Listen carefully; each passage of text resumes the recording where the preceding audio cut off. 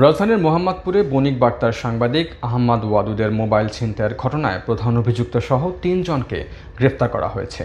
এর আগে ২৪ জুলাই রাত ১১টার দিকে ছিনতাইয়ের শিকার হন আহমাদ ওয়াদুদ। ফেসবুকে এক পোস্টের মাধ্যমে তিনি জানান তার কাছ থেকে একটি মোবাইল ফোন ও টাকা নিয়ে তাকে চাপাতি দিয়ে আঘাত করে। সৌভাগ্যবশত আঘাতটি গুরুতর ছিল না। এ সময় সাথে ছিলেন তার স্ত্রী।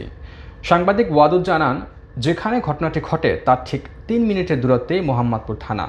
তিনি তৎক্ষণাৎ ডিউটি অফিসার রুমে গিয়ে ঘটনাটি জানান এবং অনুরোধ করেন দ্রুত ঘটনাস্থলে গিয়ে ছিনতাইকারীদের ধরতে। কর্তব্যরত পুলিশ সদস্যদের কালক্ষেপণ দেখে তিনি সাংবাদিক পরিচয় দিলেও মেলেনি প্রতিকার।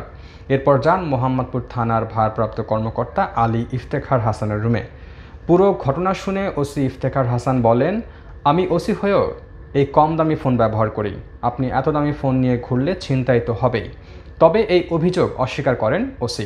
ওনার গতকাল যে মোবাইলটা ছিনতাই হয়েছে সেটা স্যামসাং এর সাধারণ একটা ফোন, খুব দামি ফোন না। তো প্রথমেই আপনার কথাটা যেটা উনি তার ফেসবুক স্ট্যাটাসে লিখেছেন, যার প্রেক্ষিতে সেটা কপি করে বিভিন্ন সংবাদ মাধ্যম বা প্রিন্ট ইলেকট্রনিক্স মাধ্যমে আসছে, এটা ওনার বয়। এটা এই ঘটনার সাথে রিলেটেড না।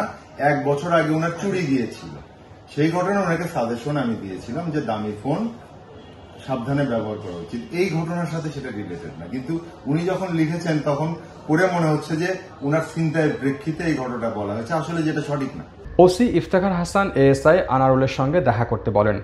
আনারুলের সাথে দেখা করে সেই ঘটনাস্থলে ছিনতাইকারীদের দেখিয়ে দেওয়ার পরও তাদের ধরেনি বলে ফেসবুকে সেই পোস্টে উল্লেখ করেন আহমাদ ওয়াদুদ।